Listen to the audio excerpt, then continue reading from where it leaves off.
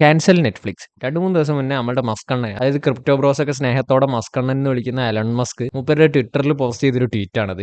ഒന്നോ രണ്ടോ പ്രാവശ്യമല്ല, ഈ കഴിഞ്ഞ ഒരു 2-3 ദിവസത്തിൽ ഏകദേശം 25 പ്രാവശ്യത്തിലും മുകളിലും ഈ ഒരു സംഭവം റിപ്പീറ്റഡ്ലി പോസ്റ്റ് ചെയ്തിട്ടുണ്ട്. അപ്പോൾ എന്താണ് ശരിക്കും എലൺ മസ്കും നെറ്റ്ഫ്ലിക്സും തമ്മിലുള്ള ഇഷ്യൂ? നമുക്ക് വിശദമായിട്ട് ഈ വീഡിയോയിൽ നോക്കാം. നെറ്റ്ഫ്ലിക്സിലുള്ള ഒരു ചിൽഡ്രൻ ഷോ, അതായത് ഡെഡ് എൻഡ് പാരനോർമൽ പാർക്ക് എന്ന് പറഞ്ഞിട്ടുള്ള ഷോ ആണ് ഈ ഒരു കോൺട്രവേഴ്സിന്റെ സെന്ററിൽ നിൽക്കുന്നത്. കുട്ടികളിലേക്ക് വോക്ക് കണ്ടന്റും ട്രാൻസ്ജെൻഡർ ഐഡിയോളജിയും ഈ ഷോയിലൂടെ നെറ്റ്ഫ്ലിക്സുകാർ പുഷ് ചെയ്യുന്നതാണ് എലൺ മസ്ക് പറയുന്നത്. അപ്പോൾ നിങ്ങൾ വിചാരിക്കുന്നുണ്ടോ ഇയാൾ ട്വീറ്റ് ചെയ്തുകൊണ്ട് എന്താണ് ഇപ്പോൾ ഇത്രയധികം സംഭവിക്കുകയാണ്, നെറ്റ്ഫ്ലിക്സ് പൂട്ടിക്കെട്ടാനൊന്നും പോകുന്നില്ലല്ലോ എന്നൊക്കെയാണ് നിങ്ങൾ വിചാരിക്കുന്നുണ്ടാവും. പക്ഷേ എലൺ മസ്കിന്റെ ട്വീറ്റുകളുടെ ഇമ്പാക്ട് എന്താണെന്ന് ഈ സ്റ്റോക്കിലും ക്രിപ്റ്റോയിലൊക്കെ ട്രേഡ് ചെയ്യുന്നവരോട് ചോദിച്ചാൽ മതി.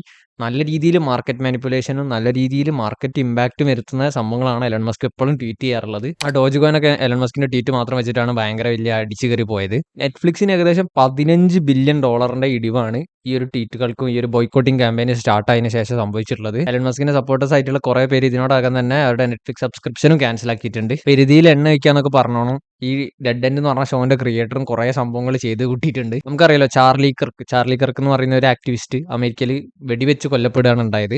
അപ്പൊ ഹെമി സ്റ്റീൽ എന്ന് പറഞ്ഞിട്ടുള്ള ഈ ഡെഡ് എൻഡ് എന്ന് പറഞ്ഞ ഷോന്റെ ക്രിയേറ്റർ ചാർലി കർക്ക് മരിച്ചത് നന്നായി, അയാൾ നാസിയാണ്, അയാൾ ഇങ്ങനെയാണ് അങ്ങനെയാണെന്നൊക്കെ പറഞ്ഞ് കുറെ കമന്റ് ചെയ്ത്. അപ്പൊ അമേരിക്കക്കാർക്ക് കുറച്ച് സെൻസിറ്റീവ് ആയിട്ടുള്ള ഇഷ്യൂ ആണ് ഈ ചാർലി കർക്കിന് വെടിവെച്ച് കൊന്ന കാര്യം. അപ്പൊ ഈ ഹാമി സ്റ്റീൽ എന്ന് പറഞ്ഞ ആൾ ചെയ്ത സംഭവങ്ങൾ നെറ്റ്ഫ്ലിക്സ് ബോയ്ക്കോട്ട് ക്യാമ്പയിനെ കുറച്ചും കൂടെ സ്ട്രോങ് ആക്കുകയാണ് ചെയ്തിട്ടുള്ളത്. എലൺ മസ്ക് ഇങ്ങനെ ട്വീറ്റ് ചെയ്തുകൊണ്ട് നെറ്റ്ഫ്ലിക്സ് പൂട്ടിക്കെട്ടാനൊന്നും പോകുന്നില്ല, പക്ഷെ അവരുടെ ഈ ഒരു ഐഡിയോളജി പുഷ് ചെയ്യുക, അതുപോലെ തന്നെ അവരുടെ ക്രിയേറ്റീവ് ഡയറക്ഷനിൽ ഒരു ചേഞ്ച് ഉണ്ടാവാനുള്ള ചാൻസ് ഉണ്ട്. മേ ബി ഇത്തരം ബാക്ക്ലാഷ് വന്നുകൊണ്ട് ഇങ്ങനത്തെ കണ്ടന്റുകൾ കുട്ടികളൊക്കെ പുഷ് ചെയ്യുന്നതിന് ഒരു കുറവൊക്കെ ഉണ്ടായിരിക്കും. ഈ ഒരു കോൺട്രവേഴ്സിന്റെ ഫ്യൂച്ചർ അപ്ഡേറ്റ്സ് അറിയാനും ഇതുപോലത്തെ ഇൻഫോർമേറ്റീവ് കണ്ടന്റ്സിനായിട്ട് ചാനൽ ജസ്റ്റ് സബ്സ്ക്രൈബ് ചെയ്യുക. വീഡിയോ ഇൻഫോർമേറ്റീവ് ആയിട്ട് തോന്നുകയാണെങ്കിൽ ഫ്രണ്ട്സിനൊക്കെ ഒന്ന് ഷെയർ ചെയ്ത് കൊടുക്കുക. ഒരു ലൈക്കും കൂടെ കൊടുത്താൽ അൽഗോരിതം കുറച്ചും കൂടി ഈ വീഡിയോനെ പുഷ് ചെയ്യുന്നതായിരിക്കും. അപ്പോൾ അടുത്തൊരു ഇൻഫോർമേറ്റീവ് വീഡിയോയിൽ കാണുന്നവരെ